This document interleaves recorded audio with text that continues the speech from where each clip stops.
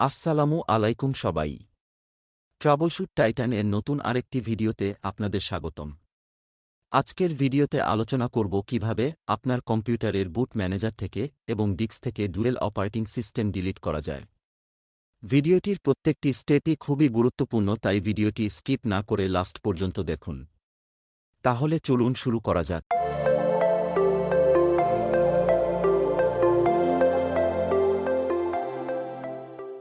আমরা আমাদের দৈনন্দিন জীবনে বিভিন্ন কাজের প্রয়োজনে বিভিন্ন ধরনের অপারেটিং সিস্টেম ব্যবহার করে থাকি।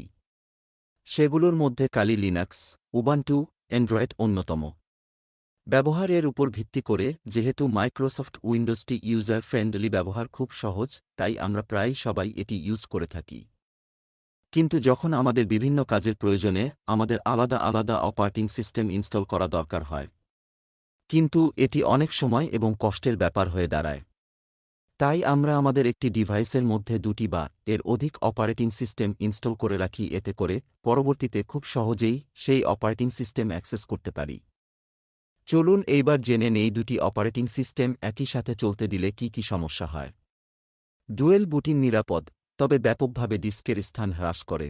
যাই হোক, এটির একটি মূল ত্রুটি রয়েছে, আপনার ডিস্কের স্থান উল্লেখযোগ্যভাবে হ্রাস পাবে।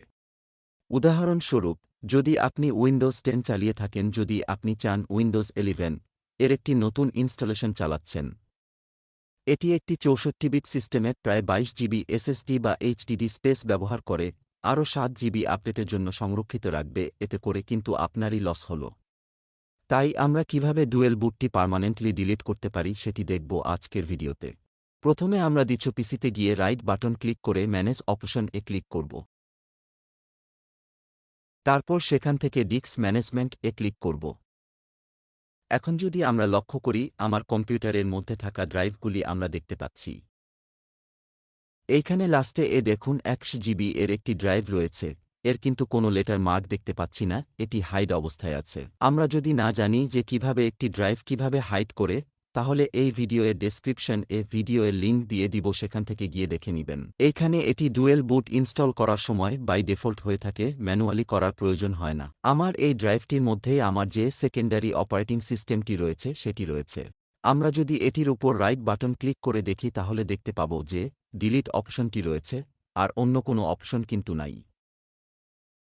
এইখানে যে সিস্টেম নামের একটি 1 এমবি এর একটি ড্রাইভ রয়েছে, এটির মধ্যেই মূলত বুট ম্যানেজার রয়েছে। এইখান থেকেই সব রকমের অপারেটিং সিস্টেম ইনিশিয়াল হয়ে থাকে, যার কারণে আমরা বুট অর্ডার চেঞ্জ করতে চাইলেও এইখান থেকে চেঞ্জ করতে পারি। এখন যদি আমরা একটু উপরে লক্ষ্য করি, তাহলে দেখতে পাব যে সবগুলো ড্রাইভের কিন্তু আলাদা আলাদা লেটার নাম্বার রয়েছে, কিন্তু শুধুমাত্র সিস্টেম এবং যেই ড্রাইভ আমাদের সেকেন্ডারি অপারেটিং সিস্টেম রয়েছে সেখানে কোনো ইনফরমেশন নাই।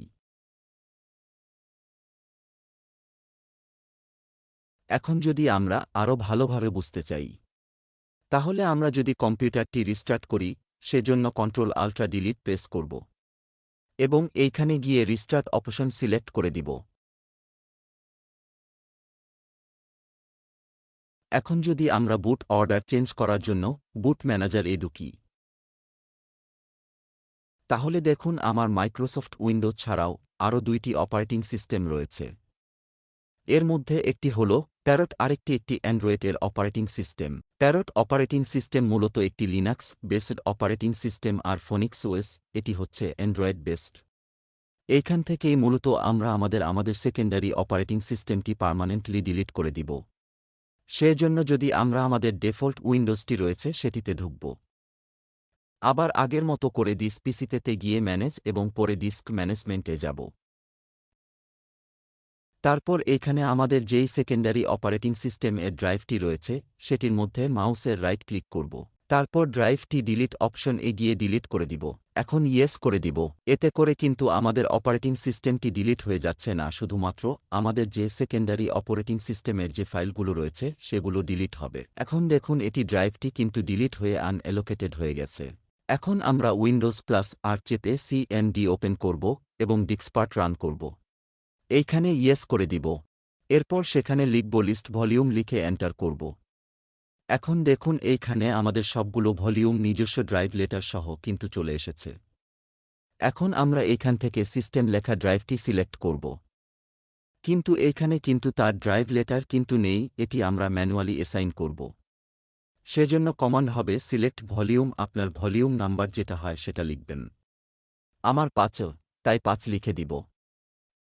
এরপর ড্রাইভ লেটার অ্যাসাইন করার জন্য কমান্ড লিখব অ্যাসাইন লেটার ইকুয়াল আপনার ফুল ডিস্কের মধ্যে যে লেটারটি ইউজ হয়নি এমন একটি লেটার এ থেকে জেটের মধ্যে। তো আমি যেহেতু রিমুভ করব তাই আর নিয়ে নিচ্ছি, আপনারা আপনাদের সুবিধা মতো নিবেন। এন্টার করার পর দেখুন এইখানে লেখা আছে আপনার ডিস্কপার্টটি সাকসেসফুলভাবে ড্রাইভ লেটারটি অ্যাসাইন করতে পেরেছে। এরপর এক্সিট করে বের হয়ে যাব।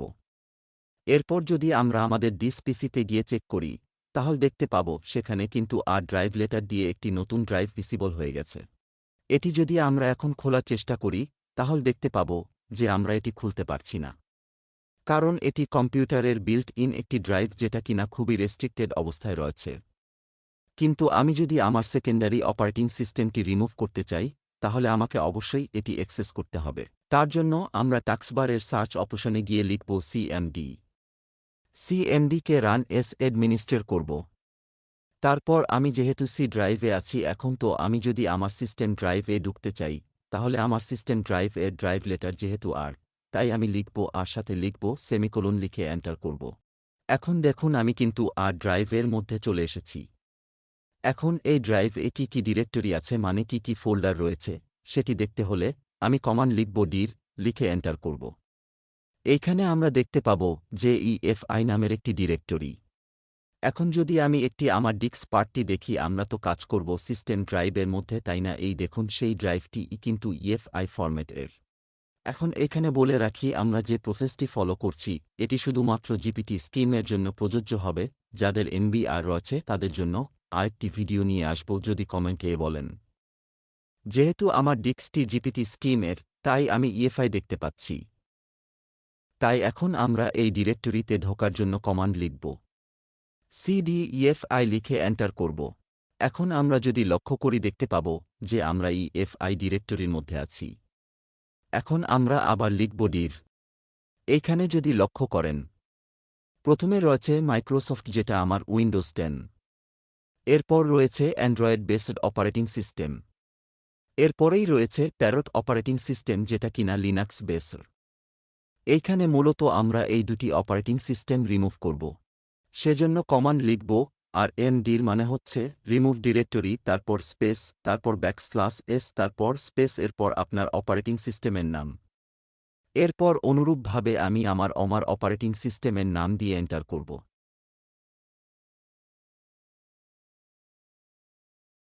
এরপর ওয়াই প্রেস করব। দেখুন আমার অপারেটিং সিস্টেমটি কিন্তু রিমুভ হয়ে গেছে। সেটি যদি আমরা চেক করতে যাই তাহলে আবার লিখব আমরা ডির, লিখে এন্টার করব। এখন দেখুন অ্যান্ড্রয়েড বেসড অপারেটিং সিস্টেমটি কিন্তু এখন নাই। সেমভাবে আমরা পরেরটাও করে নিব। এরপর দেখুন আমার কিন্তু এখন সেকেন্ডারি অপারেটিং সিস্টেমটি পুরোপুরি চলে গেছে। সেটি চেক করার জন্য আমরা যদি বুট ম্যানেজার এ যাই, সেজন্য আমরা যদি কম্পিউটারটি রিস্টার্ট দেই,